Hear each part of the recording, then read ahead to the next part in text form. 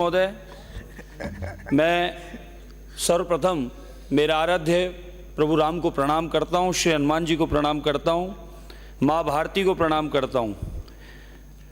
मुझे जो बोलने का यहाँ समय दिया उसके लिए आप सबका आभारी हूँ। विशेषकर अध्यक्ष महोदय, प्रथम बार आने के बाद प्रथम बार अभिभाषण पर बोलने का मुझे अवसर मिला है। कहीं कोई त्रुटि हो तो पूर्व में क्षमा चाहता हूँ।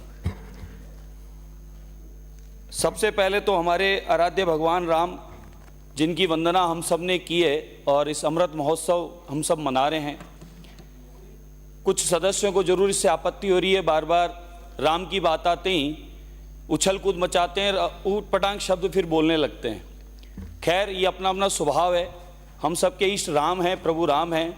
कुछ लोग राम राम बोलते हैं, मानते नहीं, और यहाँ राम राम बोलते भी और मानते भी हैं और राम को जानते भी हैं। श्री राम की प्रतिष्ठा के साथ पूरी दुनिया एक ऐतिहासिक महत्वपूर्ण क्षण की गवाह बनी। सदियों के संघर्ष के बाद राम मंदिर का सपना साकार हुआ। राम मंदिर के पवित्र दरवाजे खुलने पर आध्यात्मिक ज्ञान और सांस्कृतिक पुनरुत्थान का एक नए युग की शुरुआत हुई है। राम मंदिर और राम जन्मभूमि के उद्घाटन के साथ ही एक सदी पुरानी इच्छा वास्तविकता बन गई है। ये दृढ़ता और विश्वास से भरी भावना भावी पीढ़ियों के लिए प्रेरणा बनेगी और ये दृढ़ता विश्वास प्रतीक हमारे विश्व के नायक, दुनिया के सबसे अधिक लोकप्रिय प्रधान सेवक प्रधानमंत्री नरेंद्र मोदी जी हैं। राम मंदिर के निर्माण के समय से ही विरोधियों के बहुत चूँ चपड़ के उपरांत विरोध के बाद भी राम प्रतिमा की प्राण प्रतिष्ठा शासन के कठोर बंदोबस्त के चलते समय अनुसार शांति और भव्यता के साथ हुई। आमंत्रण के बावजूद कुछ लोगों को नहीं आना था। वे सभी अनेक स्वयं के रचित कारणों के समारोह में नहीं आए। हो सकता है राम की इच्छा नहीं थी। ऐसा लगता है कि जिन्ना के भूत अभी इस आज़ाद भारत से दफा नहीं हुए। कहीं ना कहीं जिन्ना भी मौजूद है और वह जिन्ना कईयों को राम से दूर रखता है। ये अफसोस है और पीड़ा है। सभी सनातनियों को अपने ज्ञान चक्षु अब खोल लेने चाहिए। जिन लोगों को ऐसे अनुष्ठानों में राजनीतिक दिखती है उन्हें राजनीतिक करते रहना चाहिए, परंतु आज जनता को ऐसे राजनीतिक लोगों को चिन्हित करके अपने को उनसे अतिशीघ्र अलग कर देना चाहिए। उचित होगा कि ऐसे लोगों के साथ रखने से उन्हें कोई लाभ नहीं होने वाला। ऐसे लोग विशिष्ट मानसिकता के रोगी हैं। प्राण प्रतिष्ठा का उत्सव देश में अभी तक संपन्न हुए कार्यक्रमों के श्रेष्ठतम सभी आयों में था। देश विदेश पूरी दुनिया ने इसका आनंद लिया। पूरी दुनिया ने राम राम जय श्री राम जय सिया राम पूरी दुनिया ने किया। आप इनके पास चले जाना, आपको पूरा समझा देंगे। कुछ राम विरोधी और राम मंदिर विरोधी प्राण प्रतिष्ठा के कार्यक्रम में नहीं आए, कारण गिनाते रहे। इस मंदिर का पुण्य स्थापना असंख्य लोगों के बलिदान के उपरांत 500 वर्षों के उपरांत नसीब हो सका है। बलिदानी तो हमारे कुटुंबी थे। मंदिर विरोधियों ने उस पर बलिदान को भी तिलांजलि दे दी। कुछ तथाकथित नेता ये कहते नहीं थकते कि पत्थर की मूर्ति को पूजने का क्या लाभ होगा। उन्होंने शास्त्र संबद्ध पढ़े नहीं, शास्त्रों का अध्ययन किया नहीं। भगवान राम ने लंका अभियान से पूर्व समुद्र तट अध्यक्ष जी देख के ना बोले, वैसे ही बोले। अध्यक्ष जी, अगर पढ़ के ही बोलना है तो टेबल करा दो, सदन का समय बचेगा।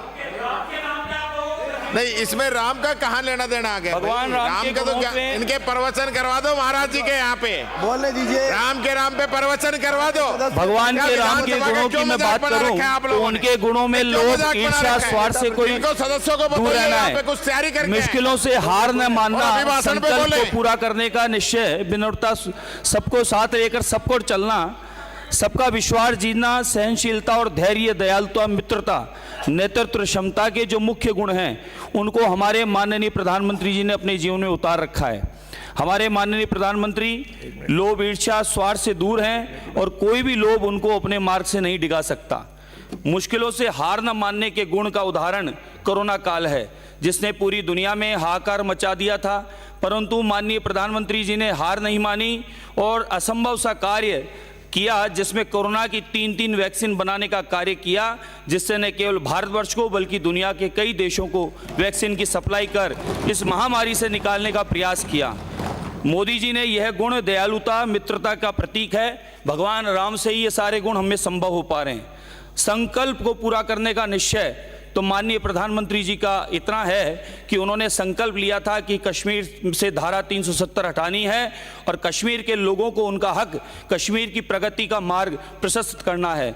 तो इस संकल्प को उन्होंने पूरा किया और आज कश्मीर का चौमुखी विकास जो सपना सा लगता था वह हमारी साकार हुआ।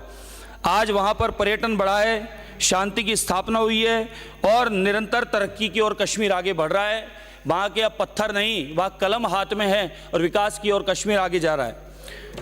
मित्रता के गुण का उल्लेख करें, जिन देशों में प्राकृतिक आपदाएं आई वहाँ पर हमारी केंद्र सरकार द्वारा माननीय आधार पर चाहे दवाइयाँ हो, चाहे खाने पीने का सामान हो, दूसरी तरह की मदद हो, नेपाल, पाकिस्तान, ईरान, बांग्लादेश, श्रीलंका, अफगानिस्तान सब देशों को हर तरह से सहयोग किया। हमारे दुश्मन देश पाकिस्तान में भी जब आपदा आई तो हमारी सरकार आदरणीय प्रधानमंत्री जी ने उन लोगों की भरपूर मदद की।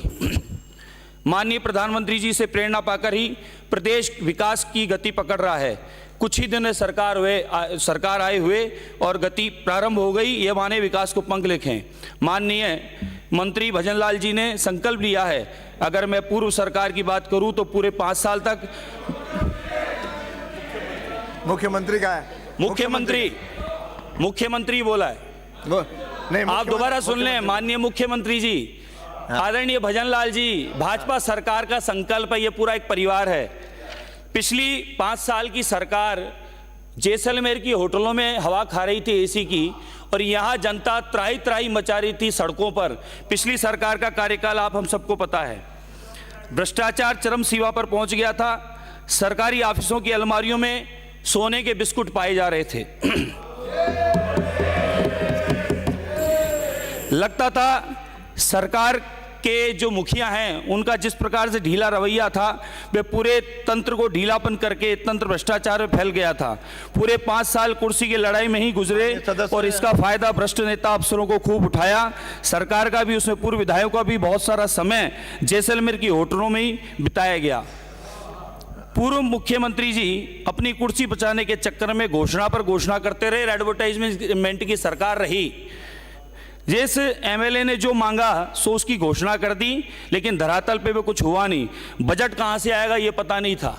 हो गया आपका समय साहब, 2 ही मिनट लूंगा, प्रथम बार बोल रहा हूं, इतनी कृपा करें। आधे मिनट में पूरा करिए। आपके 7 की जगह 8 मिनट हो गए।